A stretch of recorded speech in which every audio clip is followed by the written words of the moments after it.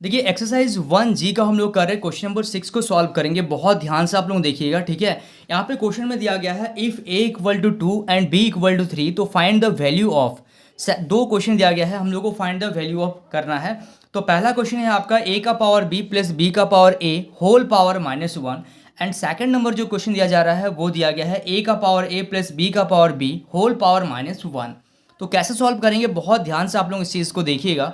तो first number जो question है वो है a का पावर b प्लस b का पावर a होल पावर -1। अब आपको यहाँ पे क्या करना, वैल्यू को पुट करना है। a के जगह में आप 2 रख दीजिए, क्योंकि a इक्वल टू आपको 2 दिया गया है और b का वैल्यू कितना है 3 प्लस b का वैल्यू कितना है 3 और a का वैल्यू कितना है 2, ब्रैकेट क्लोज -1, ठीक है। अब आपको सॉल्व करना है। यहाँ पे 2 का पावर 3 को आप लिख सकते हैं 8 और 3 का पावर 2 को आप लिख सकते हैं 9। होल पावर कितना है आपका -1, ठीक है। यानी कि यहाँ पे आ जाएगा 8 और 9 कितना हो जाएगा 17। 17 का पावर -1 यानी कि आप इसको नीचे शिफ्ट कर दीजिए तो 1/17, क्योंकि ये पावर जो -1 था वो नीचे आ जाएगा तो +1 में हो जाएगा और आपका फाइनल आंसर जो होगा 1/17, ठीक है।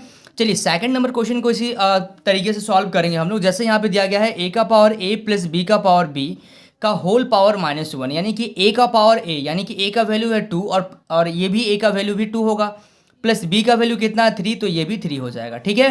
होल पावर क्या है -1, तो 2 का स्क्वायर कितना होगा, 2 का स्क्वायर होगा 4 प्लस 3 का क्यूब, तो 3 का क्यूब कितना होगा 3 इंटू 3 इंटू 3, 3 का क्यूब कितना होता है 3 इंटू 3 इंटू 3, यानी कि 3 3 जा 9, 9 3 जा कितना हो जाएगा 27।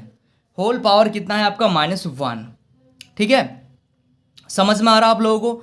तो यहाँ पे तो अब इन दोनों को जब ऐड कीजिएगा 27 और 4 कितना हो जाएगा 31 का पावर कितना हो जाएगा -1।